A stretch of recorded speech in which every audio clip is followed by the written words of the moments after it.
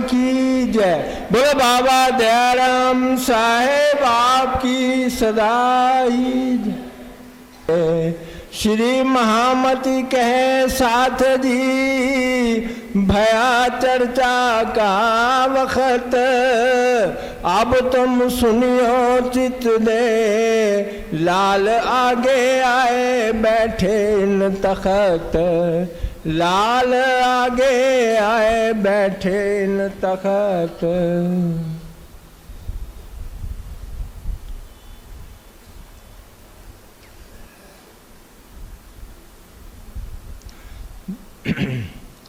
बातें करने लगे तब बिहारी जी आए बैठे, श्री जी के भेले प्रसाद लिया इकट्ठे, बातें करने लगे। श्री देवचंद्र जी धनी सो बातें करी श्री जी साहेब, अपनी जो बीतक बतावत गए तब, सुन के उत्तर दिया भला किया अब तुम, काम माया का छोड़ के आए तले कदम। इन समय यहाँ दिन 22 रहे साथ मिने, फिर नजर करी धाम को साथ छोड़े इन समय, साथ को इन समय कछु नहीं पहचान, धाम नाता किने न देखा अपने ठौर यहाँ ईमान। ए आज्ञा यों ही हती करी हक सुभान, लिखा लौह महफूज में भई तेती त्यों पहचान। बात जो इस्लाम की रही न दिल में किन्न, आप अपने घरों सब बैठ रहे मोमिन। केतक दिन पीछे बाल बाई इत आई, श्री महराज के घरों आए ये खबर लाई। श्री महराज सो मसलत करने बैठी जब, अब क्या करना है तुम्हें रहा काम धाम का सब। मसनंद श्री देवचंद्र जी की सो तो बड़ी बुजुर्ग, सो खाली क्यों रहे देखो हुक्म सामने हक। कोई उत आवत नहीं भूल गए सगाई, काहू को निज धाम की रही नहीं असनाई। किनको बैठावे इन पर किनका करें अख्तियार, निस्बत नस्ल से करें बिहारी जी हैं सिरदार। तब श्री महराज ने कहा यही बात है सिरे, सब साथ मिल के यही काम करे। ये बात बैठी दिल में ये काम करना जरूर, साथ सो भली भांत सो मैं करो मजकूर। पहले श्री बिहारी जी को मैं बैठाऊं कदमों लाग सेजदा करो, तब साथ भी आवे तेत। ए मसलत करके आई बाल बाई अपने घर, समय दिन देख के पहुँचे उस काम पर। आए के बिहारी जी को बैठाए ऊपर मसनंद, कदमों लाग के बैठे फिर घर में भया आनंद। श्री महामत कहे ये संयनो ए बीतक पुरी नौतन, अब आगे की कहूँ याद करो मोमिन, याद करो मोमिन। Hello Sadguru, hello hello hello hello hello वंदो सद्गुरु चरण को करहूँ प्रेम प्रणाम। अशुभ हरण मंगल करण धनि श्रीदेव चंद्र जना। श्री प्राणनाथ निज मूलपति श्री मिहिराज सुनाम। तेज कुंवरि श्यामा युगले पल पल करूं प्रणाम। पल पल करूं प्रणाम।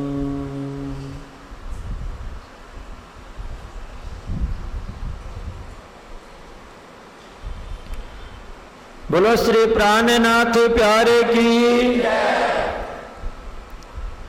बोलो श्री प्राणनाथ प्यारे की। श्री कृष्ण कन्हैया लाल के, सदगुरु महाराज के, श्री बिहारी जी महाराज के, स्वामी श्री लालदास जी महाराज के, सर्व सुंदर साथ के।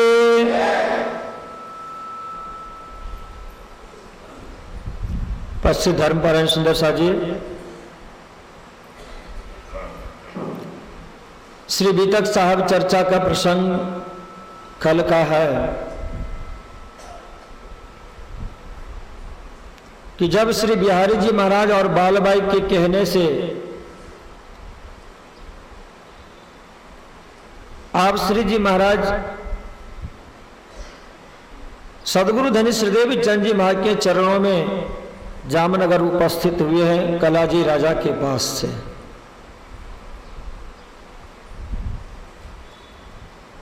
आप जिस दिन पधारे हैं उसी दिन सदगुरु धनी श्रीदेव चंद जी महाराज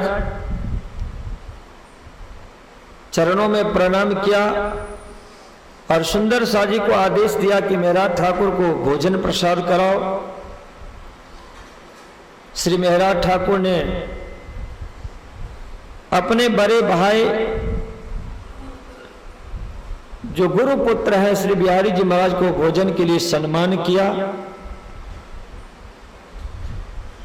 स्वामी श्री लालदास जी महाराज ने बहुत रद्द बदल करने के बाद सदगुरु की आज्ञा हुई और इसके बाद भोजन पे बिहारी जी महाराज श्री मेहराज ठाकुर के साथ बैठे। ये भोजन वो भोजन नहीं है, ये दो आत्माओं का एक मिलन है। एक थाली में भोजन प्रसाद ग्रहण करना इसका मतलब होता है कि दो दिल एक हो जाना।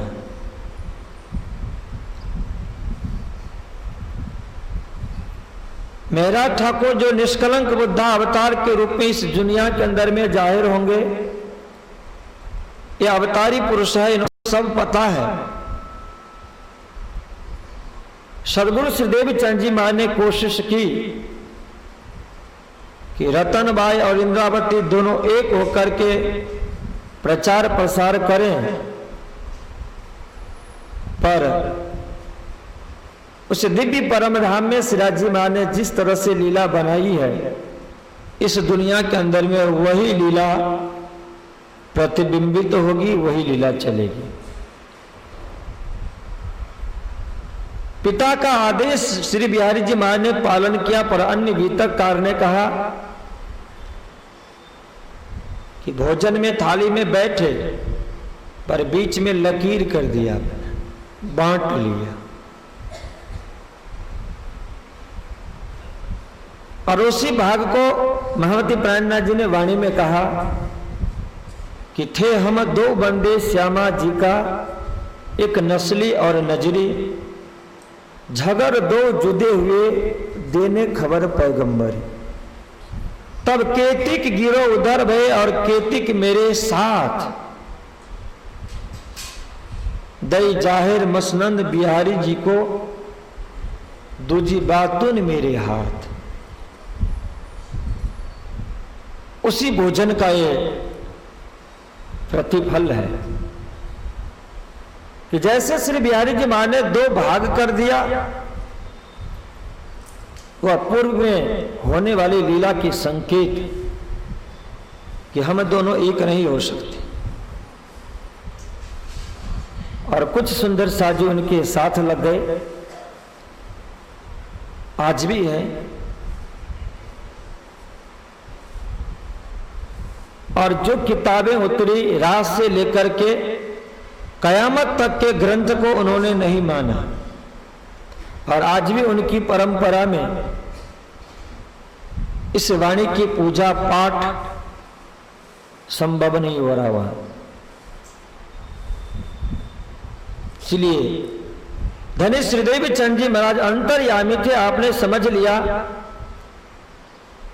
और गांगजी भाई के घर में जिस गादी के ऊपर में सदगुरु धनी श्रीदेव चंद जी महाराज विराजमान हुआ करते थे, जिस जगह पे आप रहा करते थे, जो संपत्ति श्री देवीचंद जी महाराज के समर्पित कर दिया था उनके चरणों में, वो सब बिहारी जी महाराज को सौंप दी गई। दई जाहिर मसनंद बिहारी जी को, पर दूजी बातों ने मेरे हाथ। श्रीराज जी महाराज की असीम कृपा से सदगुरु श्रीदेव चंद जी महाराज को जो जागने का उत्तरदायित्व मिला है, वह महामती प्राणनाथ जी को सौंप दिया गया। और ऐसे सदगुरु धनी श्रीदेव चंद जी महाराज के सानिध्य में अंतिम समय मेरा ठाकुर 22 दिन तक रहे थे। भादो महीना कृष्ण पक्ष अष्टमी के दिन से लेकर के और आश्विन शुक्ल पक्ष चतुर्दशी बुधवार के दिन तक 22 दिन तक आप साथ में रहे। और 22वीं रात्रि में सदगुरु धनी श्रीदेव चंद जी महाराज ने मेरा ठाकुर से कहा कि महाराज आज मैं पूर्ण रूपेण स्वस्थ हूं और आप रात्रि विश्राम घर पे जाके करो। मेरा ठाकुर नहीं विचार पाए कि इसमें धनी श्रीदेव चंद जी महाराज के रहस्य भरी बात क्या है। उनकी आज्ञा सिरोधार कर आप रात्रि में विश्राम करने के लिए घर पे गए और लगभग 1:30 बजे रात्रि में सदगुरु धनी श्रीदेव चंद जी महाराज सभी सुंदर साथ को छोड़कर के अपने पंचभौतिक शरीर से अंतर ध्यान हो गए। वाणी ने लिखा कि उस क्षण बिहार जी को कछुक थयो जान, उनको कुछ पता चला कि आज धनी जाने वाले हैं। वहां यदि मेरा ठाकुर रहते इंद्रावती की आत्मा, हो सकता था किसी और प्रकार की लीला बन जाती, क्योंकि जिस क्षण में जो लीला होती है उस लीला के अंदर में जो भाव होता है उस भाव को देख करके बहुत से आत्माएं अपने आप को संभाल नहीं पाती। जिस समय में सतगुरु धनी श्रीदेव चंद जी महाराज अंतर ध्यान हो रहे हैं और वहां कदाच इंद्रावती की वासना रहती प्रत्यक्ष, तो शायद वो अपने आप को भी नहीं संभाल पाते। इसलिए सदगुरु की आज्ञा से जो भी कुछ हुआ और फिर इसी को प्रसंग को याद लेकर के और आओ जी बाला मरे घेर, आओ जी बाला एक लड़ी परदेश मां मुने मुकी ने कहां चाल्या, मुने होती नी दरड़ी तमे सुती मुकी कहां राते, जागी ने जो तो पीज ने पासे पची तो था से प्रभाते, कल कली ने कहो छु तमने आओ जी आने छणे, मारा मनना मनोत पूरन करजो, इंद्रावती लागे चरणे। अपने इस प्रकरण को अवतरण किया, सदगुरु को विरह को याद किया। ऐसे सदगुरु धनी श्रीदेव चंद जी महाराज अंतर ध्यान हो जाने के बाद जो वो कहा करते सुंदर साजी को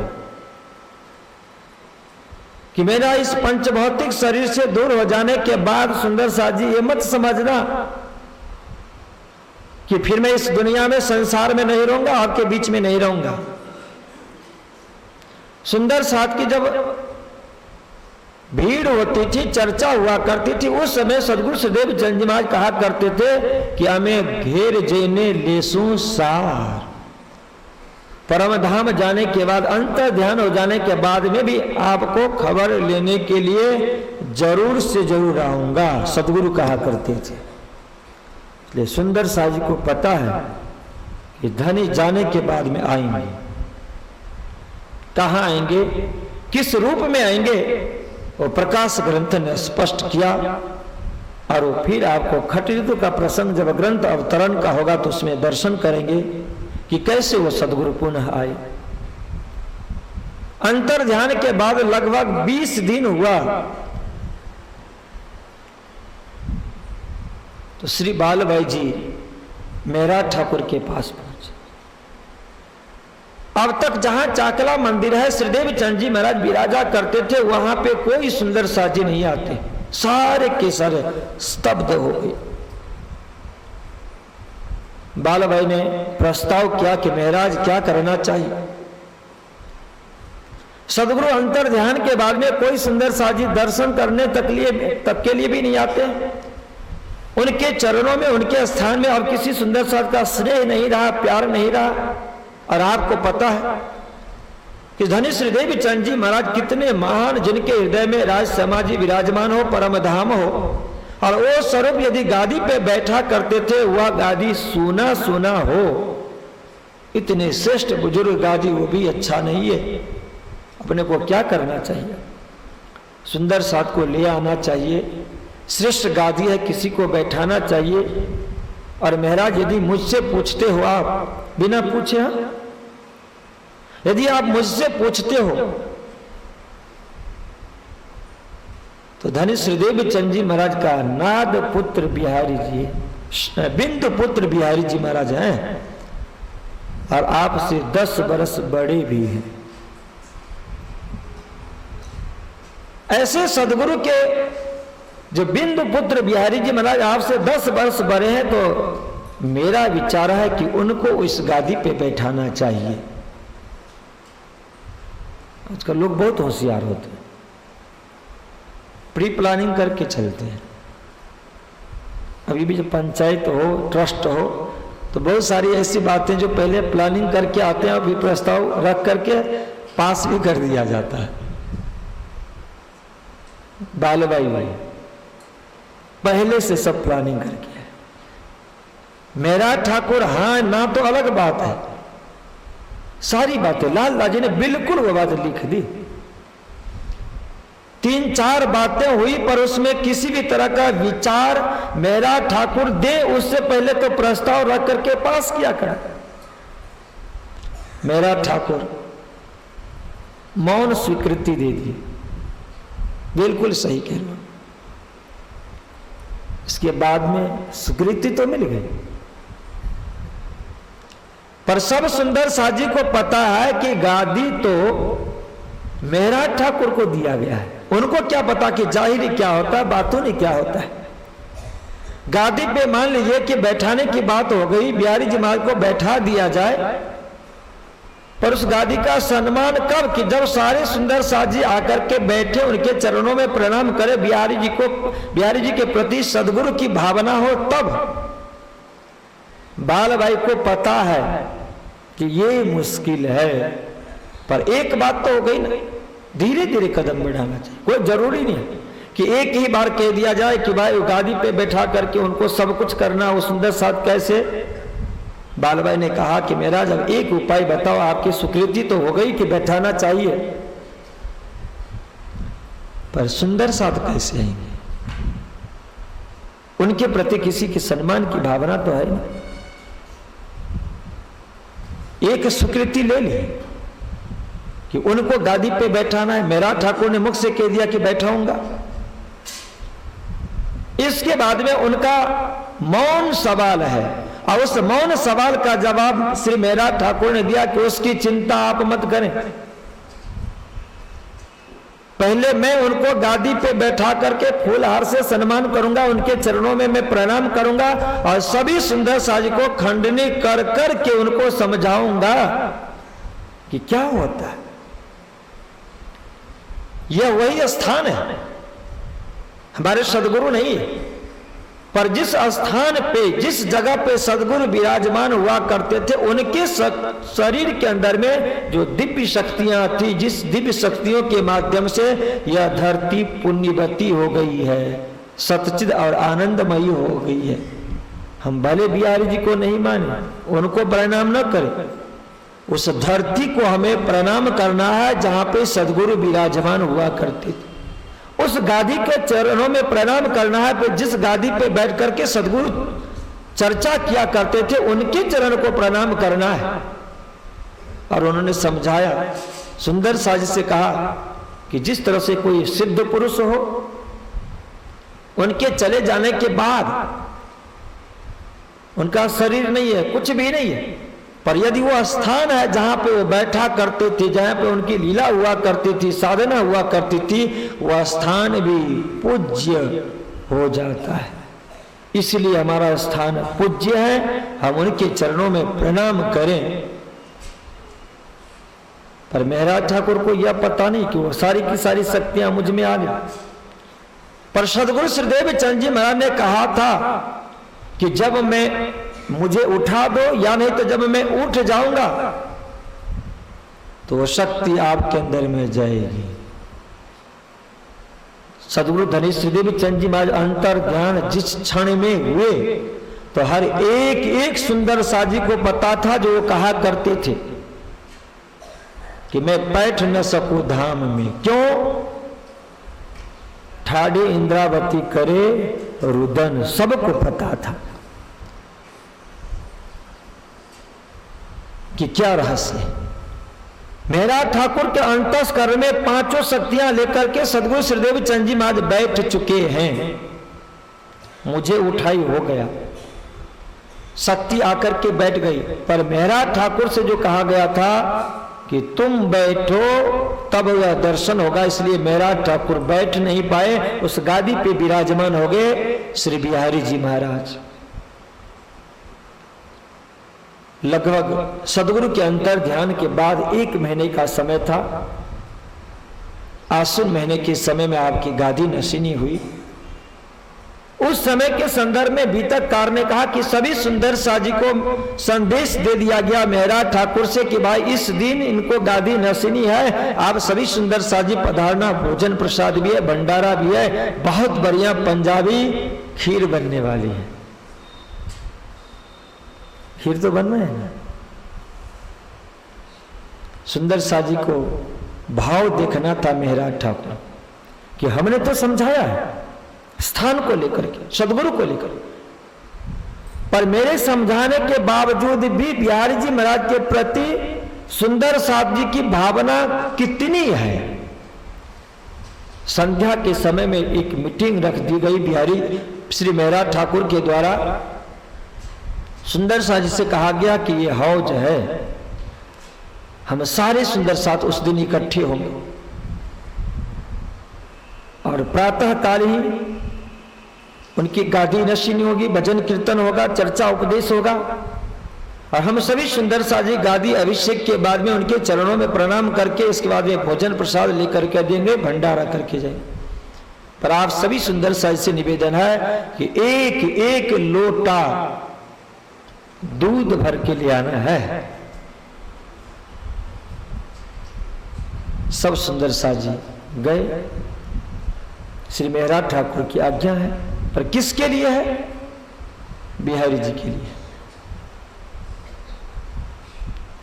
रात्रि में विश्राम करने के लिए गए। सबने प्लानिंग किया कि महाराज ठाकुर का आदेश है एक एक लोटा दूध लेकर के जाने के लिए।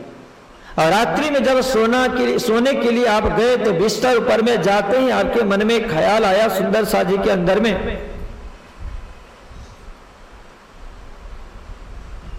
कि सारे सुंदर साथ दूध लेके जाएंगे, अपने को क्या है एक लोटा जल लेकर के जाएंगे, डाल के आए। क्यों? उस गादी के ऊपर में मेरा ठाकुर को थोड़ी बैठना है, बिहारी जी महाराज बैठेंगे। मेरो लोटा एक जला वामे रहे समाई, एक के दिल में आई बात, और इसी तरह से जितने भी सुंदर साथ से हर सुंदर साथ ने विचार किया कि सारे दूध लेकर के जाएंगे, मैं एक लोटा पानी लेकर के जाऊंगा। सबके दिल में बात आई, और दूध लेकर के आएंगे ना, दिखाते आएंगे कि दूध लेकर के आ रहे हैं। और दिखाएंगे तो कब आएंगे? जब सारे लोग बैठे हो ना, तब आएंगे। क्यों? दूध लेकर के आ रहे हैं, सुंदर साजी आ रहे हैं। और पानी लेकर के आएंगे, वो क्या करेंगे?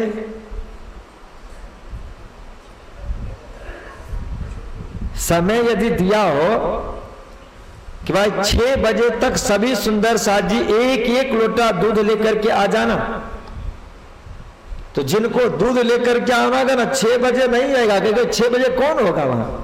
6:30 बजे 7 बजेगा। और जो पानी लेकर के आने वाले वो क्या करेंगे? 5 बजे ही आ जाएंगे। सबने प्लानिंग किया। जब मेहराज ठाकुर पधारे तो देखे उस हौज के अंदर में तो दूध का तो एक बूंद भी नहीं।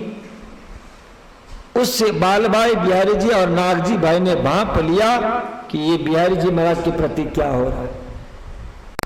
खीर बनाने के लिए उस समय में कैसा दूध ले आए थे आप?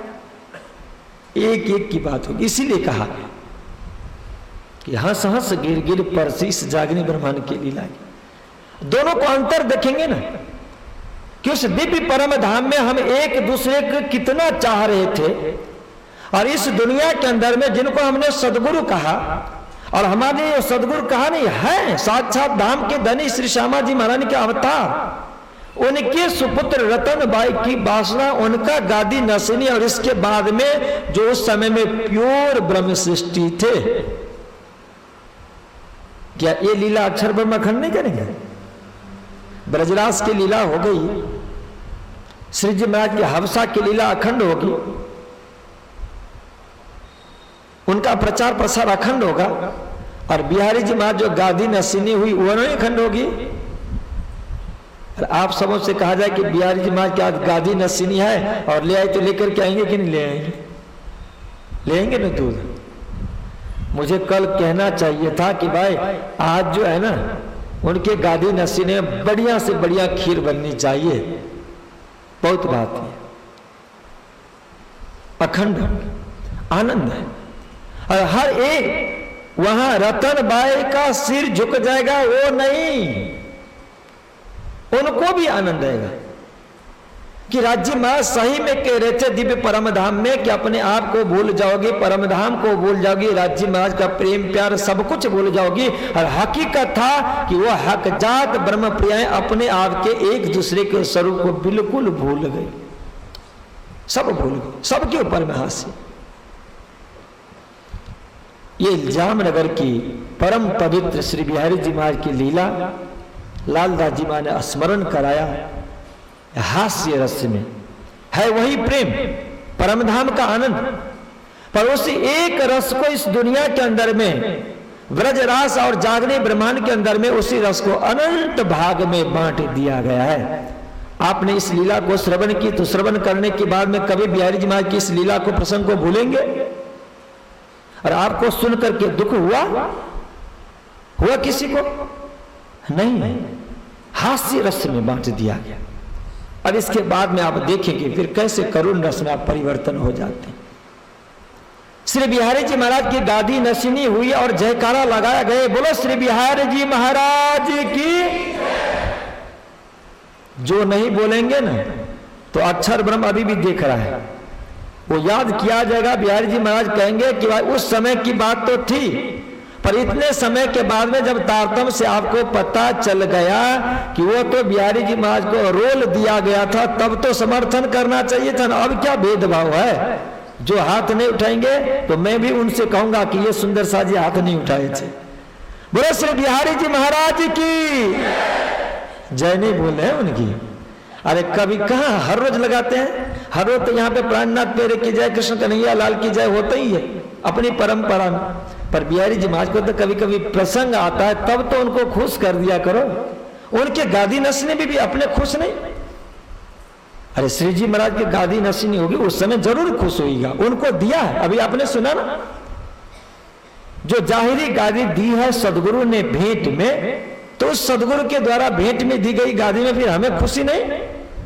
बातूनी तो जब होगा तब की बात है, जाहिरी में तो लगाएंगे ना, लगाएंगे जोर से। और मैं बिहारी जी महाराज से प्रार्थना करूंगा कि लगाने वाले सभी सुंदर साज को 110% मार्क्स दे आप उनको, जो जोर से बोले, प्रेम से बोले, हाथ उठा करके बोले। बोलो श्री प्राणनाथ प्यारे की, श्री बिहारी जी महाराज की। खुश हैं।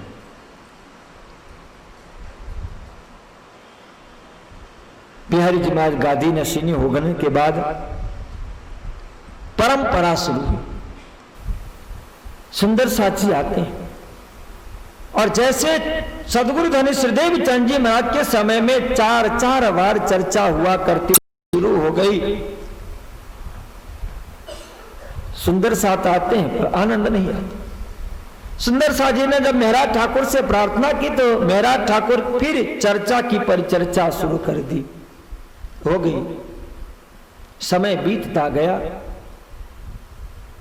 एक समय वो आया कि जो 2 टाइम की चर्चा थी, प्रातः काल चितवनी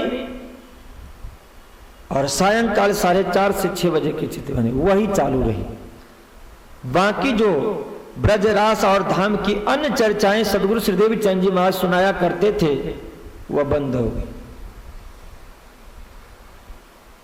और इन दोनों चर्चाओं में हर सुंदर साजी की उपस्थिति जरूरी थी, अनिवार्य होना ही पड़ेगा। बिहारी जी महाराज जब बैठे गादी पे तो उन्होंने परंपरा चलाई कि अब राज की सिक्का उनकी चली। जिस तरह से एक राज्य में राजकुमार यदि राजा के बाद में आसीन होता है तो नियम कानून उस राजकुमार का चलता है। राजा ने जो परंपरा बनाई हो, उनका जो सिद्धांत हो वह चले, वह कोई जरूरी नहीं। श्री बिहारी जी महाराज ने कहा कि अब जो मेरा नियम होगा, कानून होगा, परंपरा मेरी होगी, सिद्धांत होगा, वही यहाँ पे फॉलो करना होगा, वही पालन करना होगा। एक सुंदर साजी ने आकर के चरणों में प्रार्थना की कि श्री बिहारी जी, सदगुरु जी महाराज, गरीब हूं, दूर से आना होता है, 2 कोस की दूरी से, और दोनों टाइम वही स्वरूप की चर्चा होती है। घर गृहस्थी वाले कुछ और उपार्जन नहीं कर पाता हूं। यदि आपकी आज्ञा हो, कृपा दृष्टि हो तो मुझे एक टाइम के लिए क्षमा किया जाए, मैं एक टाइम हाजिरी दे सकता हूं। बिहारी जी महाराज ने सोचा यदि आज एक इनको मैंने एक टाइम के लिए छुट्टी दे दी और सुंदर साथ को पता चला, देखिए कितनी दूरदर्शिता उनके अंदर में, तो धीरे धीरे करके तो बालबाई और नागजी और बिहारी जी के सिवाय कोई होगा ही नहीं। यहां कड़क नियम लगाया उन्होंने, नहीं दूंगा ये बात तो अलग है। उन्होंने सीधे शब्दों में कहा कि एक टाइम की नहीं, तुम्हारे लिए दोनों टाइम की छुट्टी है। अब इसके बाद में कोई बात नहीं, एक ही प्रार्थना, इसमें कोई चर्चा नहीं। बिहारी जी महाराज ने कहा कि एक बार यदि मैं ढीला हो गया तो ढीले हो जाने के बाद में फिर गया काम से तुरंत कदम उठाए कि दोनों टाइम के लिए छुट्टी होगी। निजानंद संप्रदाय में से आप बहिष्कृत हो गए, अब आना मत। दुखी हो गई सुंदर से, ग्लानि हुई कि मैंने क्या प्रार्थना कर ली। उस समय में श्री महराज ठाकुर श्री बिहारी जी के चरणों में प्रणाम करके उन्होंने आज्ञा ले ली थी कि यदि आपकी आज्ञा हो तो सुंदर साथ की भी सेवा करनी है, मैं दीवान पद ग्रहण कर लूं तो सुंदर साथ की सेवा हो जाए। बिहारी जी सोचते थे कि जितना दूर रहे अच्छी बात, दीवान पद पे हैं और यहां ये घटना होगी। एक दिन हुआ, 2 दिन हुआ, ऐसे करते करते 9 दिन व्यतीत हो गए। आप श्री मेहराज ठाकुर जब दीवान पद पे गए तो प्रातः से लेकर के संध्या तक के समय में वहां पर आप व्यस्त रहते थे और यहां चर्चा में आना भी उनके लिए मुश्किल हो गई। सुबह भी शाम में आ पाते थे।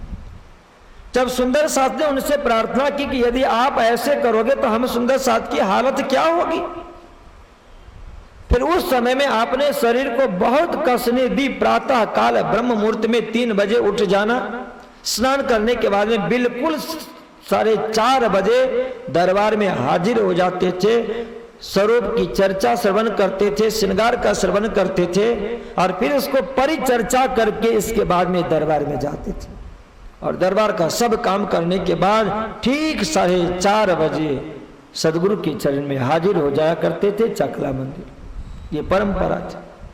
उनको पता नहीं कि यहाँ पे कौन सुंदर साथ प्रेम है, कौन दुखी है, कौन सुखी है, किनको चर्चा श्रवण करने का मिलता है नहीं मिलता है कोई पता नहीं।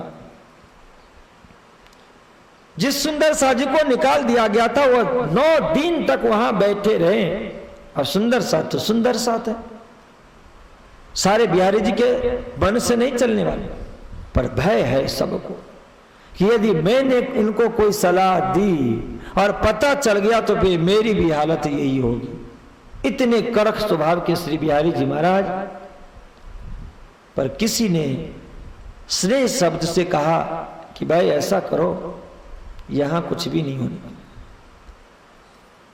महाराज के चरणों में जाओ, उनसे प्रार्थना करो और वो यदि आपकी सिफारिश लेकर के यहां आए तो हो सकता है कि आपको ले लिया जाए फिर से। वो राज दरबार में कैसे जाए? वो पहुंच गए उनके घर पर जहां पे फूलबाई आप श्री हैं।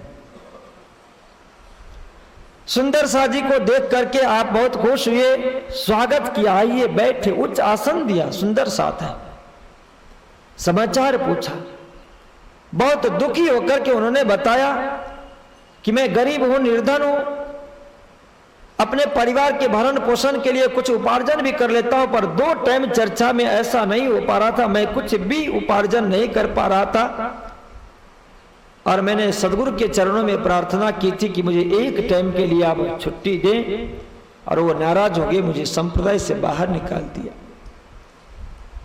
फूलबाई ने कहा कि मैं क्या सेवा करूं? सुंदर साजने के कि बस आपके चरणों में ये मेरी प्रार्थना है कि आपके पतिदेव जब आए तो उनसे मेरी प्रार्थना आप जरा अपने तरफ से करना कि किसी भी तरह में संप्रदाय में दीक्षित हो जाओ, दाखिल हो जाओ। आश्वासन दिया और जब उन्होंने कहा कि मैं 9 दिन से भूखे हूं, अन्न नहीं लिया, जल नहीं लिया, तो फूलबाई की पवित्र आत्मा, जो अमलावती की वासना सदगुरु श्री देवीचंद जी ने पहचाना है और अमलावती की वासना के अंदर में जैसे श्री जी महाराज के सब कुछ पता था, सदगुरु के मुखारबिंद से सुन करके ऐसे इन्होंने भी ब्रजराज धाम की चर्चा सुन रखी है। स्वरूप का शोभा श्रृंगार भी आपको पता है और उस समय का नियम था कि चर्चा आहार हुआ करता था, वही आहार जो सदगुरु की परंपरा में थी। जब आपने भोजन के लिए आग्रह किया तो कहा कि जब तक मुझे आत्मा का आहार नहीं मिलेगा मैं भोजन नहीं ले सकता।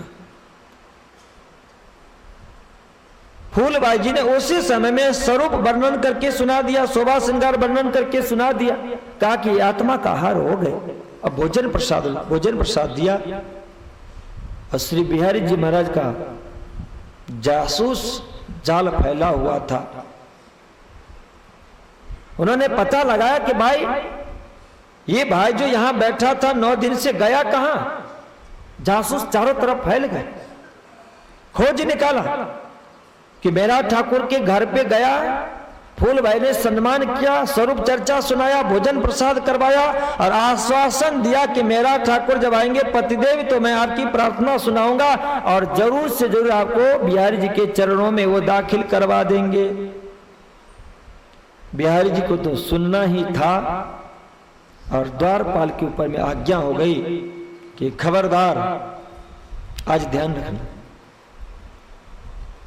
कि जैसे 4:30 बजे यहां पे मेरा ठाकुर राज दरबार से आए तो उनको प्रवेश नहीं होने देना, निषिद्ध हो।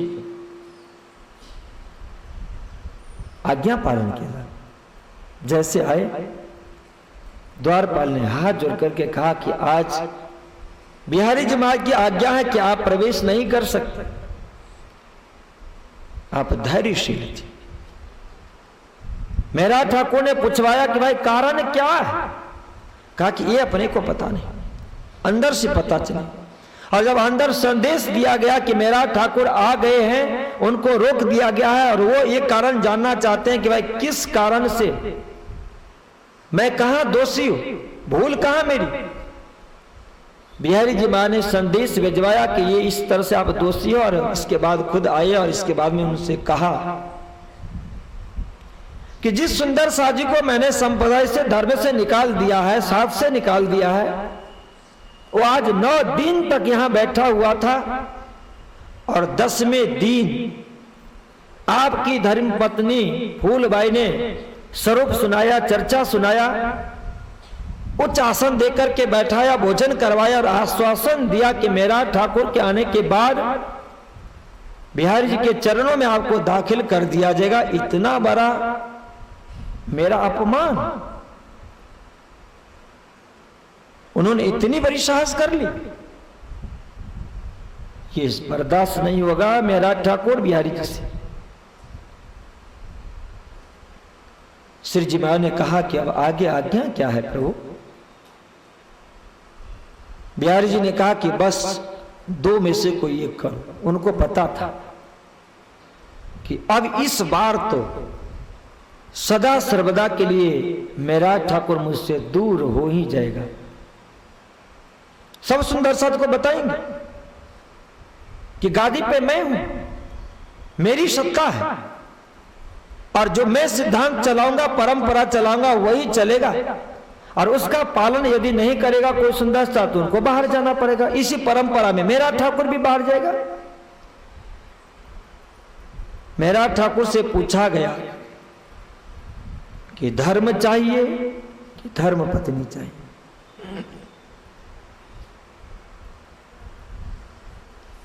आप जब धनी श्री देवचंद जी महाराज के चरणों में आए थे, तब से लेकर के और उनके अंतर ध्यान तक के समय में इसी बात पे तटस्थ थे। भ्राता श्री के चले जाने के बाद में परम धाम में ही रमन किया करते थे, उनके वचनों को स्मरण करके, जिनको इस दुनिया की किसी भी तरह की ख्वाहिश ही नहीं है। ऐसे धैर्यवान श्री मेहरा ठाकुर ने उनसे कहा सहर्ष खुश होकर के कि हमने तो संकल्प ले रखा है सदगुरु के चरणों में, और उन्होंने मुझे दिया भी वही है धर्म, इसलिए मुझे तो धर्म चाहिए, आप चाहिए, न कि धर्म पत्नी। बिहारी जी ने आदेश किया कि बस अब आपसे आपको अपना घर नहीं जाना है। अन्य बीतककार ने लिखा कि जैसे यह संदेश फूलबाई को मिला, तो भले इस प्रसंग को सुन करके हमें दुख हो, पर उस फूलबाई के अंतस्करण में रत्ती मात्र भी दुख नहीं है। उनको खुशी हुई कि आज मैं कितनी सौभाग्यवती कि मेरे भूल के कारण मेरे पतिदेव मुझसे दूर हो रहे, और दूर इसलिए क्योंकि मैं तो अनंत बार हो सकता हूं, और एक बार यदि वो मुझे स्वीकार कर लेंगे और धर्म को छोड़ देंगे, तो जो सदगुरु इनको सुनाया और जिस सदगुरु ने मुझे सुनाया कि जब मैं अपने पिताश्री के साथ में राज मंदिर में रह रहा था, भागवत श्रवण कर रहा था, उस समय में पिताश्री ने कहा था कि देह राखे तो धर्म है, और सदगुरु ने कहा था कि धर्म राखे तो देह है। वह बात फूलबाई के मस्तिष्क के अंदर में और श्री महाराज ठाकुर के मस्तिष्क के अंदर में झूम आई। सदगुरु दिखे, सदगुरु की कृपा की वर्षात हुई, उनका स्नेह मिला और दोनों स्वरूपों ने उस स्नेह से, प्रेम से अपने आप के हृदय को संभाल लिया, दोनों स्वरूपों ने।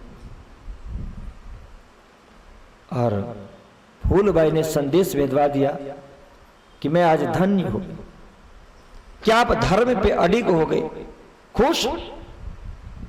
और सदगुरु के वचनों से जो आपने श्रवण किया था, धाम चर्चा, ब्रजरास और स्वरूप शोभा श्रृंगार, 6 महीने तक आप अन्न जल लिए उसी में खो गए थे। इसलिए धर्म शास्त्र ने कहा कि ज्ञानामृतम भोजनम, ज्ञान अमृतमय भोजन है आत्मा के लिए। इसलिए तारतम क्या है, श्री जी ने कहा कि तारतम रस बानी कर पिलाइए जाग। तारतम रूपी ज्ञान में से यदि चिंतन करके उसका रस हम निकाले ना, और रस यदि हमें पीने को मिले, तो इस शरीर को भी रखने के लिए दुनिया के किसी भी पदार्थ का जरूरत नहीं है, किसी भी पदार्थ का जरूरत नहीं। फूलबाई जी 6 महीने तक जो तारतम आपने श्रवण किया है, जिसमें ब्रजरास धाम की लीला है, उसको चिंतन करते करते करते आप उसी में मस्त रहे। फिर एक दिव्य शक्ति ने आकर के उनसे कहा कि शरीर को अब छोड़ दो। कैसे छूट सकता? जब आनंद मिला हो, रस मिलता हो, इसके बाद में शरीर छूटेगा? अब श्री बायजू राज महारानी को, फूलबाई को शरीर छोड़ने के लिए योग साधना के माध्यम से शरीर छोड़ना पड़ा। और उससे पूर्व में आपने संदेश भिजवा दिया श्री मेहराज ठाकुर अपने पतिदेव को कि आपके चरणों में मेरी 2 प्रार्थना है, प्रीतम आप याद रखना, मैं सहर्ष शरीर को छोड़ रहा हूं। दूसरे को दुख हो सकता है, पर मुझे तनिक भी दुख नहीं है। पर कृपा दृष्टि आप जरूर इतना करना कि जहां पे इस शरीर का अग्नि संस्कार हो, वहां जरूर से जरूर आप पधारना, वहां आप स्पर्श करना उस भूमि को, और आप अंगूठे से स्पर्श करके उस भूमि को, हमारी दिव्य आत्मा को अपने हृदय में बैठा लेना। फूलबाई जी शरीर को छोड़ दिए, हंसते हंसते छोड़ दिए। अग्नि संस्कार किया सुंदर साथ ने। उस समय में अब आखिर धाम की आत्मा है, बिहारी जी महाराज के हृदय पिघल गया। तो चाहते तो उनकी आज्ञा के बिना मेहराज ठाकुर जा भी नहीं सकते थे। उनकी अंतर आत्मा से आवाज आई कि मैंने ये बहुत बड़ा गलत किया, एक अबला के साथ बहुत बड़ी। विचार करो सुंदर सा जी, ये रोल यदि किसी और आत्मा को मिलता, उस आत्मा को कितना दर्द होता। बिहारी जी महाराज को भी तो ये रोल दिया गया है, धाम की आत्मा है। जिस समय में इनको गादी की बात हो रही थी ना 22 दिन तक, उस समय में इन्होंने बातें सब मनवा ली थी। आज वह आत्मा पिघल गई और मेहराज ठाकुर को आदेश दिया कि जो आपके पास में संदेश आया है वह जाओ, उस भूमि पे जाओ। आप श्री जी महाराज वहां पधारते हैं, चरण स्पर्श किया और उनकी जो दिव्य शक्ति थी फूलबाई की आत्मा, आज जो हुक्म श्री मेहराज ठाकुर के अंतर आत्मा है, जिस हुक्म के अंदर में 12,000 ब्रह्म प्रियाएं बैठी है, वहां से प्रकट होती है और फिर उनकी लीला जैसे पूरी होती है तो उस हुक्म में जाकर के समावेश हो जाती है। फूलबाई की पवित्र आत्मा श्री मेहराज ठाकुर के चरणों के माध्यम से उनके अंतर आत्मा हुक्म में आकर के बैठ गई। वो भंडार है, खजाना है। इसीलिए श्री देवचंद जी महाराज ने कहा था कि मैं बैठ न सकूं धाम में, ठाडी इंद्रावती करे रुदन। उस आत्मा में जाकर के उनको बैठना था। यह लीला जैसे पूरी हुई, समय बीतता गया अब बिहारी जी महाराज को लगा कि अब तो और ये धर्म में इनकी चिंतन प्रगाढ़ हो जाए, अब क्या किया जाए। फिर इन्होंने उपाय ढूंढा और उनसे कहा कि महाराज दोबारा शादी कर लो। फिर फंसाने की महाराज ठाकुर ने आश्वासन दिया कि ठीक है, देखेंगे जैसा समय आएगा। उससे पहले आपने कहा कि सदगुरु का नजदीक आ रहा है भंडारा का समय, और हम वही चीज करें जो सदगुरु धनी श्रीदेव चंद जी महाराज के समय में हुआ करता था। सुंदर सा जी को भोजन, प्रसाद, वस्त्र, आभूषण, खूब आनंद हुआ करता था। 4 बार, 2 बार चर्चा, 2 बार स्वरूप की चित्त बनी, और उसके लिए सुंदर साथ की हर एक व्यवस्था देनी होगी। कहा कि देंगे, दरबार में, दीवान पे बहुत संपत्ति वहां से आ रही।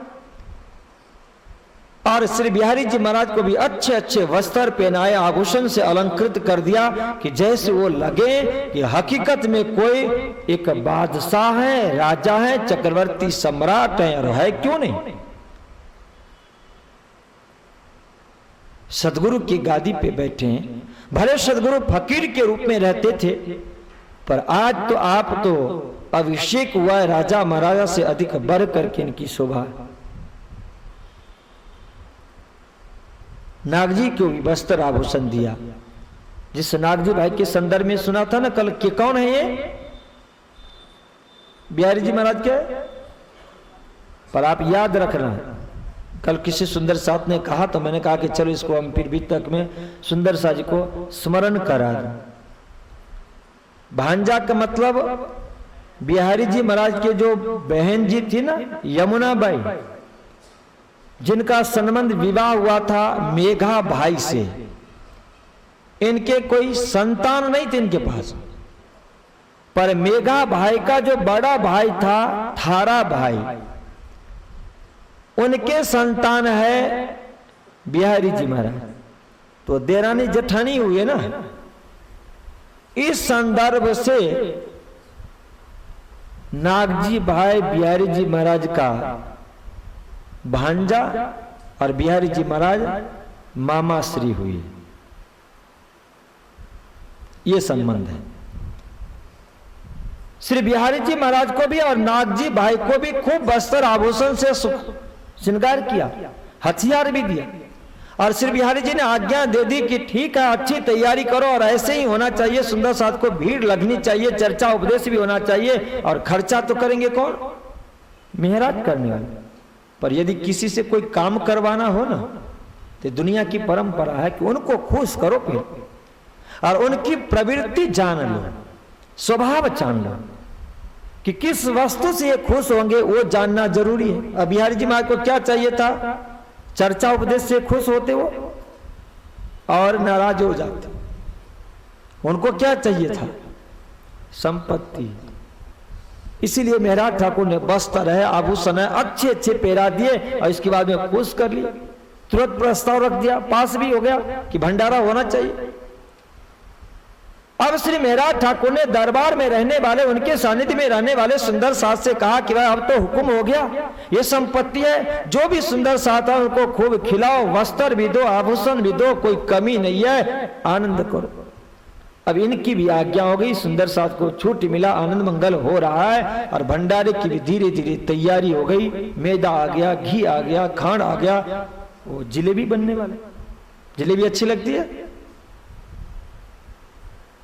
बहुत टेढ़ी होती है वो, पर उसमें रस भरा हुआ रहता है, रस भरा हुआ, आनंद आ जाता है। मैदा, घी, खांड, क्या क्या बनेगा इससे, जिलेबी तो बनी। मिठाइयों में सबसे पुरानी मिठाई, अब तो बहुत प्रकार की मिठाइयां हो गई, सारी तैयारी हो। उन्होंने कहा कि वस्त्र भी देना है उनको भेंट में, आभूषण भी पहनाना है सुंदर साथ को। क्यों? क्योंकि धाम के सुंदर साथ, कहां ये अवसर मुझे मिलेगा, सेवा करके मैं निहाल हो जाऊं। सारी तैयारियां हो गई। इसके बाद में कहा कि बस्तर मंगाए, उत से बाजार से बस्तर भी मंगाए और सब कुछ मेला के लिए अपने घर में व्यवस्थित रख लिए। मेरा ठाकुर अपने घर में, जहां पे उनके बड़े भाई साहब सामलिया ठाकुर और छोटे भाई साहब इस समय में उद्धव ठाकुर, बाकी दो भाई कहां गए? एक गोवर्धन भाई अंतर ध्यान हुए और दूसरे नंबर के भाई साहब यहां से हरवंश ठाकुर अपने धर्म पत्नी मेघबाई के साथ कपई बंदर निकल गए हैं। तीन ही घर पे। बालबाई ने कहा बिहारी जी से, ये कुछ है भी सही क्या? छोड़ती नहीं थी, चलता उन्हीं का था, गादी पे बैठाने वाले भी वही। जैसे आज कभी कभी अपने भी कहते हैं, आज की डेट में प्रधानमंत्री जी के लिए कभी कहते हैं कि कौन चलाते हैं उनको?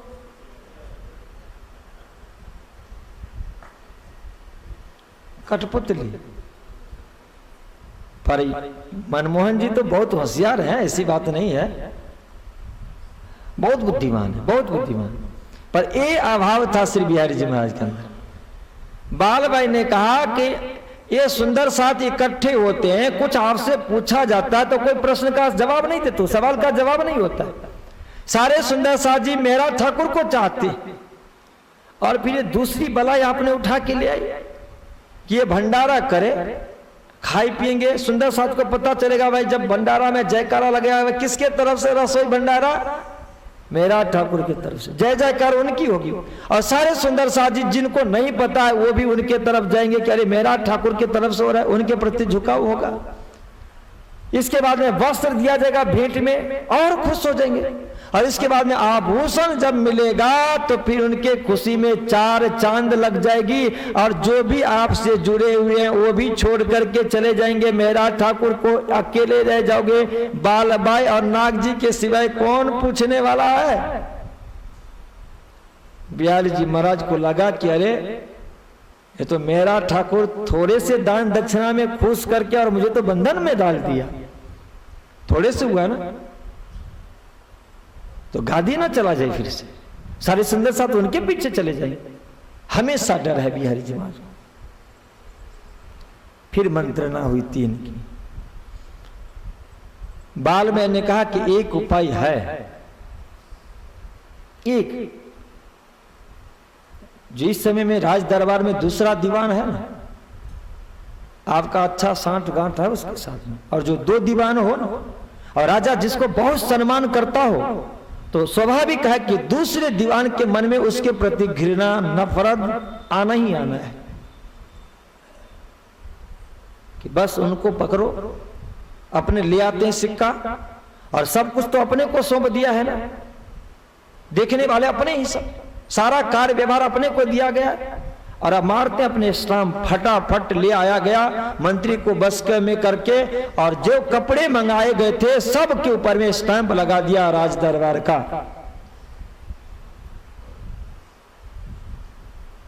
और सूचना पहुंच गई, चुगल खुर गई।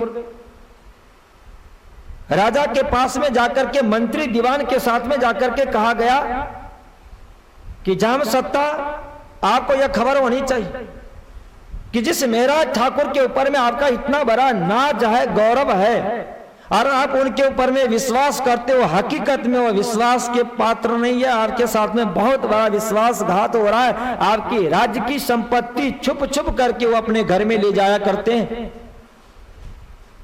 राजा ने तुरंत आदेश दिया कि ऐसा तो नहीं हो सकता, यदि हो तो जांच पड़ताल किया जाए। और जांच पड़ताल हुआ, उसमें देखे गए कि राज दरबार की संपत्ति जिसके ऊपर मोहर लगा हुआ है, उनको पकड़ लिया। उस समय में हाजिर में सामलिया ठाकुर भी थे, उद्धव ठाकुर भी थे। इन दोनों भाइयों के साथ मेरा ठाकुर को ले आया गया राज दरबार में, और उनकी एक वीआईपी व्यवस्था होती है ना, वीआईपी ट्रीटमेंट दी जाती है ना, दीवान है, ऐसे वैसे में नहीं भेजेंगे। महल के पास में ही उनको देख रेखों पर वो कहीं बाहर न जा सके, क्योंकि उनको जाना था, अहमदाबाद जाना था। मेराज को तीनों भाइयों के साथ में वहां पे बंद कर दिया गया। और बंद करने के बाद में नियम क्या होता है कि आप गलत है कि सही है उसका जांच पड़ताल हो, इसके बाद में फिर उनको सजा होती या छोड़ दिया जाता। पर राजा इतने उतावल में थे कि अहमदाबाद का जो कुतुब खान, उनका आदेश आया कि भाई बहुत दिनों से आपने टैक्स नहीं चुकाया है, जल्दी से आओ टैक्स भरने के लिए। और आप गए वहां, उनके साथ में बातचीत करते करते काफी लंबे अरसे निकल रहे थे। यहां आप तीनों भाइयों के साथ नजर कैद में है। और महाराज ठाकुर को बहुत दुख हुआ, बहुत दुख हुआ कि ये क्या हो रहा, ये बार बार मेरे साथ में इस तरह की घटना क्यों। एक बार सदगुरु ने मुख फेर लिया, वह युद्ध हुआ। दूसरी बार जब मैंने कोई गुनाह नहीं की थी, और ये कोई गुनाह है कि यदि फूलबाई मेरी धर्मपत्नी ने किसी सुंदर साजी को जो इतने दिनों तक भूखे थे उनको स्वरूप चर्चा सुना करके भोजन प्रसाद दे दिया और आश्वासन दिया, उसके लिए इतनी बड़ी भूल कि पत्नी को छोड़ देना पड़ा। और आज यह कि जब सदगुरु की आज्ञा अनुकूल ही मैं चल रहा था, मेरी भावना की सुंदर साथ की सेवा हो, इसलिए मैं रसोई पानी की व्यवस्था की, वस्त्र आभूषण की व्यवस्था की।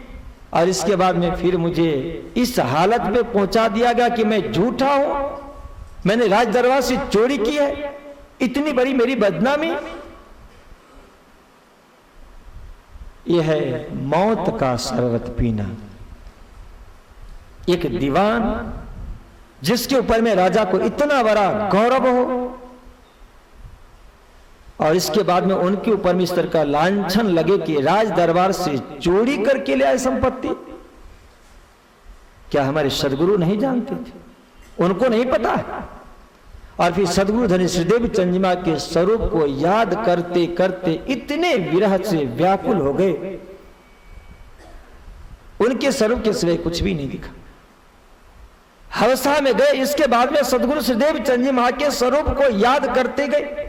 ब्रज का नहीं याद किया, रास का नहीं याद किया, धाम के स्वरूप को नहीं याद किया जो चर्चा में आप श्रवण किया करते थे हमेशा। पर एकमात्र सदगुरु श्रीदेव चंद जी मां के स्वरूप को उन्होंने याद किया। इसीलिए कहा जाता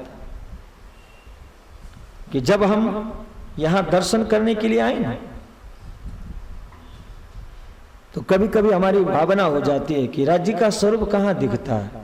क्या हम दर्शन करते हैं? यहां पे क्या दर्शन होता है? वागा वस्त्र का दर्शन होता है, वागा वस्त्र का। सदगुरु धनी श्रीदेव चंद जी महाराज अपने समय में सुंदर साजी को समझाया करते थे, जिसका बहुत ही सुंदर रहस्य खटीतु के अंदर में है।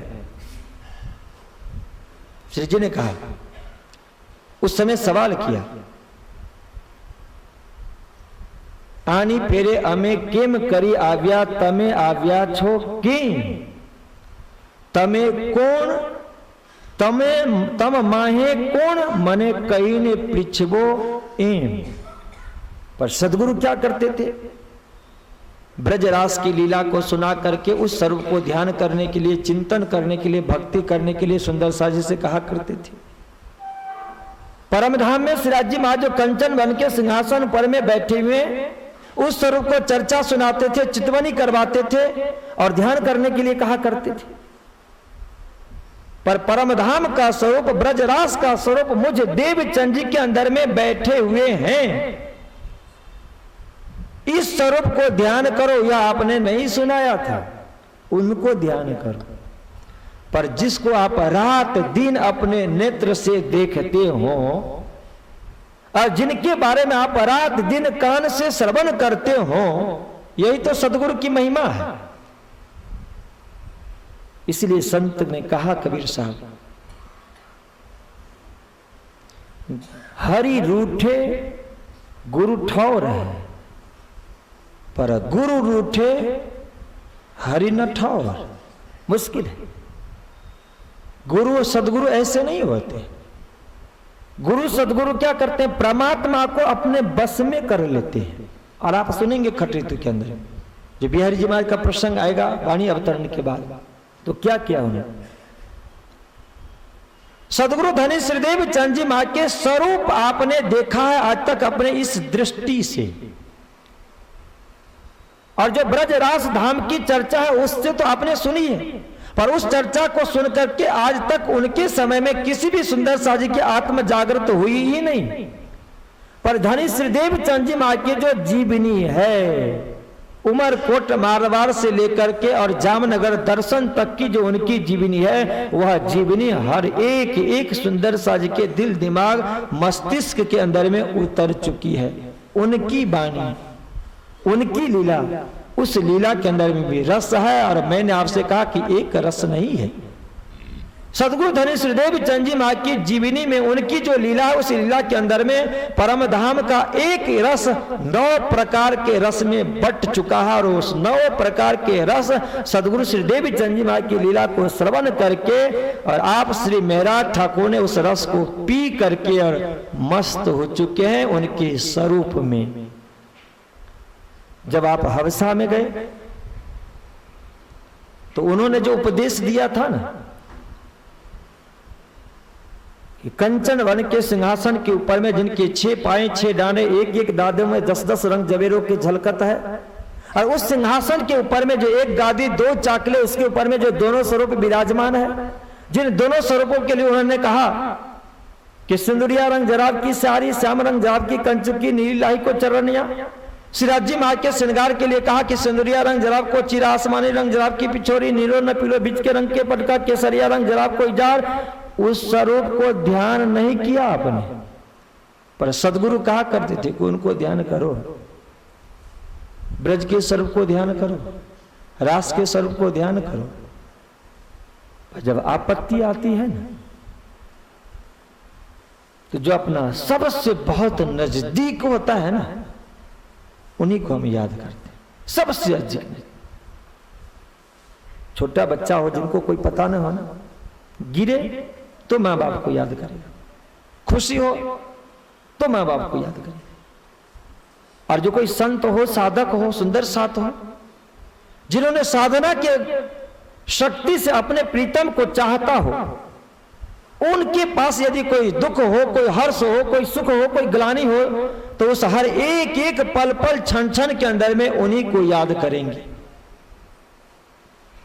जब आप हवसा में गए तो हवसा में जाने के बाद में सदगुरु श्री देव चंद जी महाराज को उन्होंने स्मरण किया, जिस सदगुरु श्री देव चंद जी महाराज ने अपने प्रीतम को, धाम के धनी को अपने हृदय कपाट में बंद कर दिया है, ताला लगा कर रख दिया है, कोई देख नहीं सकता।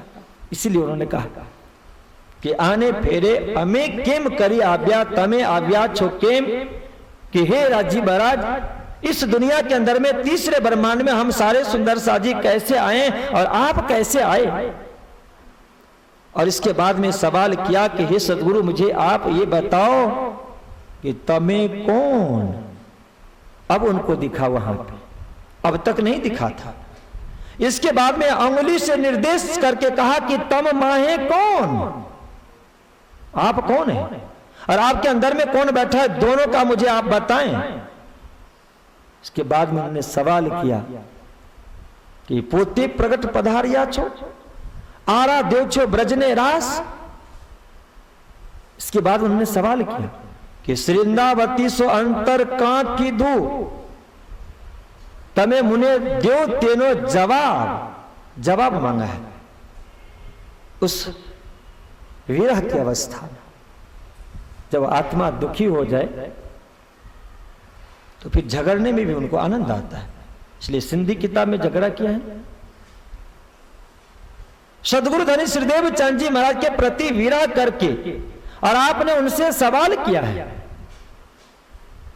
कि ब्रजरास और धाम के स्वरूप आपके अंदर में है, आप वही हो।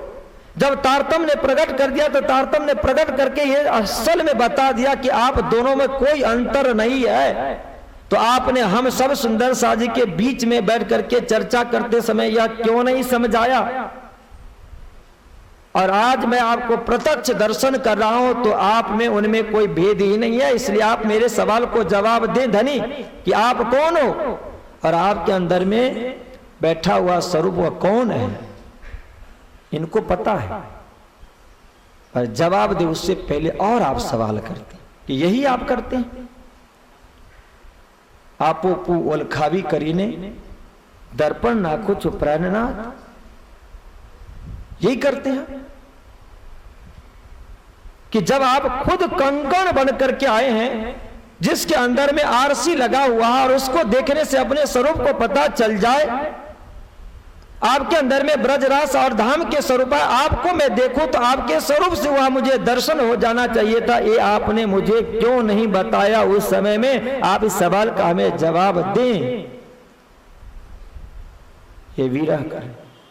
और जैसे आपने इस विरह अवस्था में प्रवेश किया है, सदगुरु को आपने विरह किया है कि हमारे सदगुरु इतने सक्षम हैं, और इसके बाद में जो मैं अच्छा कर रहा था तो ऐसे अच्छे करते हुए भी आज मुझे ये हालत क्यों?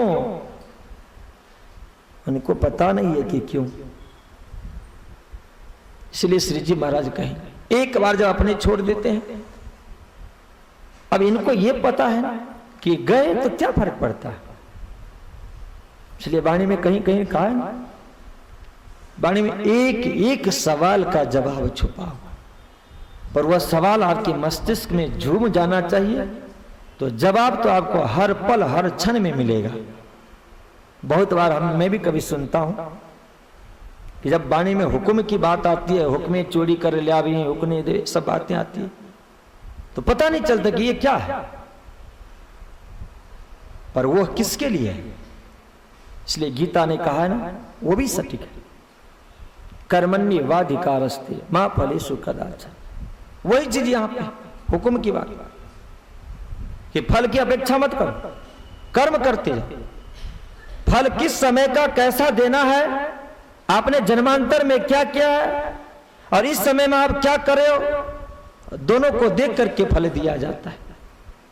मेरा ठाकुर ये सोच रहे कि मैं तो अच्छा कर रहा था, पर मेरी प्रतिष्ठा जा रही है, मैं बदनाम हो रहा हूं, पर इससे मुझे कोई चिंता नहीं, पर मैं तो अच्छा कर रहा था, इसके बाद में मुझे ये बदनामी क्यों? मैं हफ्सा में आया, दीवान था, मेरी कितनी बड़ी बदनामी हो रही। पर राज्य महाराज उस बदनामी के पीछे कोई बहुत बड़ा फल छुपा रखे हैं, इनको पता नहीं है।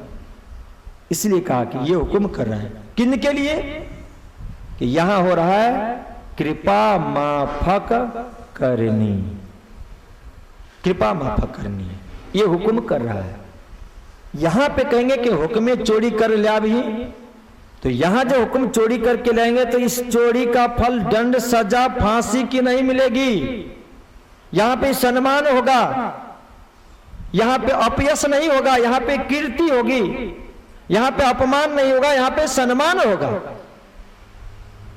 और यही चीज है, जब आप यहां पे गए, सदगुरु को आपने याद किया, और जब एक क्षण के लिए भी सदगुरु के स्वरूप को आप भूलते नहीं, जिस समय गए उसी समय से शुरू हो गया, और साक्षात श्रीदेव चंद जी महाराज का स्वरूप उनके हृदय में प्रकट हो गया। बोलो सदगुरु धनी श्रीदेव चंद जी महाराज की स्वरूप प्रकट। बीतक कार्य ने लिखा कि सदगुरु श्रीदेव चंद जी महाराज प्रकट हुए और साक्षात श्री कृष्ण जी भी उनके हृदय में प्रकट हुए। दोनों स्वरूप को दर्शन किया, और जब दोनों स्वरूप को दर्शन होगा ना, तब ये सवाल होता है कि ये क्या आश्चर्य, ये आपने अब तक क्या छुपा रखा था। और जैसे सदगुरु को आपने दर्शन किया, तो सदगुरु सुंदर वेशभूषा में जब आप योगमया ब्रह्मांड में जा रही थी, श्री श्यामा जी महारानी, उस समय को जो अवतार है उनका, उस सुंदर पोशाक से योगमया की छटा के शोभा श्रृंगार क्या किया। इतने सुंदर थे, इतने सुंदर, इतने मनमोहक की जिसकी कोई सीमा ही नहीं। सिराज जी ने अनुग्रह किया कि मैं आपको उस दिव्य स्वरूप को दर्शन करवाता हूं कि जिस समय में श्री कृष्ण ने एक बंसी नाद की थी और 12,000 गोपियों के साथ में श्यामा जी महारानी दौड़ती हुई आई और योग माया ने अव्याकृत की महाकाल में उनको रोक करके और दिव्य श्रृंगार किया था, वहां पे पहुंचा दिया। सदगुरु सुदेव चंद्रमा के दिव्य स्वरूप को मेरा ठाकुर की अंतरात्मा को वहां पहुंचा दिया।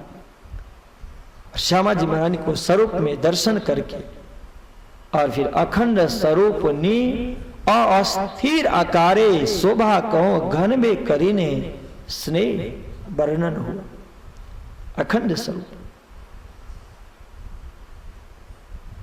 और अस्थिर आकार है, पंचभौतिक शरीर, और उस दिव्य शोभा श्रृंगार को वर्णन क्या कहने। और सारा का सारा प्रकरण अवतरण हो गया श्यामा जी महारानी के शोभा श्रृंगार को लेकर। इसके बाद में देखा कि वहीं पे श्रीराज जी महाराज विराजमान है, योग माया का संपूर्ण ब्रह्मांड उनको दर्शन हुआ प्रत्यक्ष। और जैसे स्वरूप ने दर्शन दिया अंतरात्मा में दिया, और अंतरात्मा में दर्शन जब देना तो क्या होता है, जाकोलित है मेरे में, बहुत महत्वपूर्ण चौपाई। कभी आप वस्तु लेना चाहे ना और लेकर के बांटना चाहे ना, तो इस मेहर सागर की इस चौपाई को स्वप्ने में भी न भूले। बहुत ही महत्वपूर्ण चौपाई, सूत्रात्मक चौपाई कि रूह मेहर फुकत माहे बूंद। फिर इसके बाद में आता है गुण अंगेंद्री मेहर का। इसके बाद में आता है पहले मेहरे बनावे वजूद। इसके बाद में आता है कि ता को लेता है मेहर, उसी को लेते हैं, जा को लेते हैं मेहर। जैसे उनके अंतर आत्मा में श्री श्यामा जी महारानी का स्वरूप का दर्शन हुआ, राज्य माया का स्वरूप का दर्शन हुआ, सुंदर साथ के स्वरूप का दर्शन हुआ, और संपूर्ण योग माया ब्रह्मांड का स्वरूप जब उनके हृदय में प्रकट हो गया तो गुण अंगेंद्री तृप्त हो गई, शरीर प्रकाश से भर गया। और जहां पे आप बैठे थे वह कमरा, वह रूम, वह मंदिर प्रकाश से झलमलाहट से जगमगा गया। और जो दिव्य स्वरूप श्यामा जी महारानी राज्य प्रकट हो, कितना आनंद हो, उस प्रकाश के अंदर में कितना आनंद होगा, कितना तेज होगा। जब वह प्रकट हुआ, जहां आप बंदी में थे, प्रकाश हुआ तो राज दरबार के सारे लोगों ने देखा, प्रकाश को देखा कि ये क्या। कुछ क्षण के बाद में देखा तो वहां पे तो नृत्य हो रहा है, रास का रामतों का वर्णन आया, गोपी कृष्ण नृत्य हो रही है, आवाज आ रही है, इतना सुमधुर आवाज निकल रही है कि उसे आवाज को सुनने के बाद में लगता है कि कभी एक क्षण के लिए भी कान वहां से दूर न जाए। इसलिए श्री जी ने कहा कि इनके साथ वहां पे इनके भ्राता श्री थे, उनके लिए कहा कि पत्थर काले ढिग होता सोबी हुए टूक टूक। इस दृश्य को जब सामलिया ठाकुर ने दर्शन किया, पिघल टुकड़े टुकड़े, कि जिस भाई के लिए मैंने यह कहा था, यह मेरा ठाकुर मेरा भाई इतना बड़ा, क्योंकि उनको दुख हो रहा है क्या कि इस महराज के चलते मुझे भी जेल में आना पड़ा। चोरी का लांछन किसके ऊपर में लगा है? चोरी कोई भी आज भी नियम है ना। यदि आप घर के बालिक हैं, आपको बेटे ने कोई गुनाह किया हो, इंक्वायरी हुई, पकड़े गए, आपके यहां से माल सामान जब्त किया गया, तो जितने भी होंगे सबको पकड़ के ले जाया जाता है। मेन नाम किसका था? मुखिया का। बड़े कौन है? सामलिया था। बहुत दुख हो रहा था, न जाने उस मेरा ठाकुर के लिए क्या क्या सोच रहा। और जब आज दृश्य देखा तो सो भी हुई टुक टुक, पिघल गई। और जैसे जैसे 2-2 महीने के बाद में ऋतु आया करती थी, वैसे वैसे ही 6 ऋतुओं के अंदर में खट ऋतु का अवतरण हुआ, रास की रामतें अवतरण हुई, प्रकाश ग्रंथ का अवतरण हुआ। और इसके बाद में कलश की 2 चौपाई उस हवसा के अंदर में लगभग 1 वर्ष, जिसके अंदर में अधिक महीने हो जाने के कारण 13 महीने हो गए थे। इन ग्रंथों का अवतरण हुआ। अब मेहराज ठाकुर को पता चला कि ये क्या है, और जिस बिहारी जी के प्रति इतना नफरत, उनके प्रति भी आपकी सहानुभूति है। और फिर इसके लिए इनके लिए गाया कि भाई रतन भाई की भी बहुत बड़ी कृपा है। कितना धन्यवाद दूं रतन भाई को। यदि इस तरह से रतन भाई की वासना नहीं की तो आज जो इस संपूर्ण विश्व ब्रह्मांड के अंदर में जिसका नाम ख्याति होगा, किसका नाम ख्याति होगा? संपूर्ण विश्व ब्रह्मांड को मुक्ति देने के लिए कौन आए? महामती प्राणनाथ आए। वो कौन है? इंद्रावती की वासना है।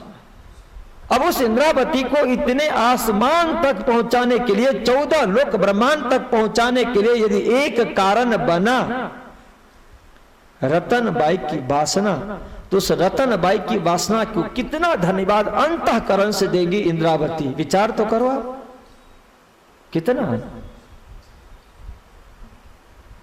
श्री जी महाराज ने वहीं पे खटरेतु के प्रकरण में कहा, विरह किया कभी देवीचंद जी महाराज के प्रति, कभी बिहारी जी महाराज के प्रति, कभी नौतनपुरी की उस जगह के प्रति बहुत ही गाया। और इसके बाद में फिर उन्होंने कहा कि अब मैं इंद्रावती कौन हूं वह भी समझ ले। सदगुरु धनी श्री देवीचंद जी महाराज से आपने कहा कि हे धनी, एक बात आपको मैं स्मरण करा दूं कि इस दुनिया के अंदर में जो सुंदर साज है जिनको आप पहचानते हो, तो आप अपने दिव्य दृष्टि से परम धाम जाकर के उनकी चरित्र को, लीला को देख करके इसके बाद में आपको पता चलता है ये वासना, उनका नाम बताते हो, आप सारी सुंदर साज को बताते हो। पर आज के दिन महाराज की आत्मा, इंद्रावती की आत्मा आपको पहचान लिया है। आप सबको पहचान रहे हो और मैं आपको पहचान गई इंद्रावती। और इतना ही नहीं धनी, इंद्रावती ने क्या किया कि हबे जेम नचाऊ तेम नाच जो। आज्ञा छो इंद्रावती ने हाथ। अब ऐसे नहीं। और एक बात और कि इंद्रावती ने आपको अपने वशीकरण विद्या से ऐसा अपने मुट्ठी में बंद कर लिया, हाथ में ले लिया कि यदि कोई चाहे कि इंद्रावती के हृदय से और हाथ को सदगुरु को ले जाने की बात करता हो, राजी को ले जाने की बात करता हो, ये कभी भी नहीं हो सकता है, कभी भी नहीं हो सकता। हाँ, ये जरूर है कि यदि कोई प्रेमी से आए तो कैसे उस दिव्य आत्मा को, सदगुरु को और राजी श्यामा जी महारानी को अपने हृदय कपाट में बंद किया जाता है, वो वशीकरण की विद्या में उनको सिखा सकता। पर यदि कोई ये कहे कि मैं इंद्रावती की आत्मा से सदगुरु को निकाल लो, वह कभी भी संभव नहीं है। ये खटरेतु के अंदर आपने बने। और एक बात बता दी कि ऐसे नहीं बंद किया है, मैं बता दिया कि कैसे मैं बंद तो किया है। और बंद करने के बाद में उनके साथ में मैं व्यवहार क्या कर रहा हूं, वो व्यवहार सदगुरु ने विचार किया था कि जान तो बनने से बचा लिया, ये बंदी बना कर रखेगा। और बंदी बना करके क्या करेगा? रख करके सेवा पूजा करेगा उनकी। किसी को बंदी बना के ले जाए तो जो बंदी बन करके गया उनकी सेवा पूजा होगी, काम करवाएगा। सदगुरु ने ये सोचा था ना। और सदगुरु ये आप न सोचे, मैं जो आपको बंदी बना रही हूं ना, इंद्रावती के लिए क्या करने के लिए कि सेवा कंठ माला घालू टीस आनंदिनी, पोपट करो नील रे पंख, प्रेम तना पंजरा माए घाली, आपके लिए हूं स्थाओं साखने द्राज। ऐसा बंद किया। और यही सुनेंगे कौन? उस जामनगर श्री 5 नौतनपुरी धाम में गादी पर विराजमान प्रातः स्मरणीय श्री बिहारी जी महाराज, ये सुनेंगे। और इनके लिए कहा जाए कि इत बिहारी जी चमके सुन खटरेतु के वचन। अब आपकी आंखें खुलती है कि जब इंद्रावती की आत्मा महाराज ठाकुर ने इस कीर्तन, इस खटरेतु में वर्णन किया कि मैंने ऐसे बस कर लिया कि कोई मुझसे छुड़ा के ले ही नहीं जा सकता। ये तो सुंदर साध के लिए कहा। और जिसको आपने बस किया उनको कहा कि मैंने ऐसे आपको अपने प्रेम की पिंजरा में बंद कर लिया है, हृदय रूपी प्रेम की पिंजरा के अंदर में, कि एक तोता को जिस तरह से बंद किया जाता है, बंद कर दे और उसको जिस कलर में रंगना हो ना आप रंगते जाएं, जो खिलाने की इच्छा हो वो उनको खिलाते जाए। पर जिस तोता के प्रति बहुत प्यार प्रेम होगा ना, इसमें सबसे महंगी से महंगी जो वस्तु होती है ना, वो लाकर के उनको खिलाते हैं, जो उनको बहुत अनुकूल पड़ता है।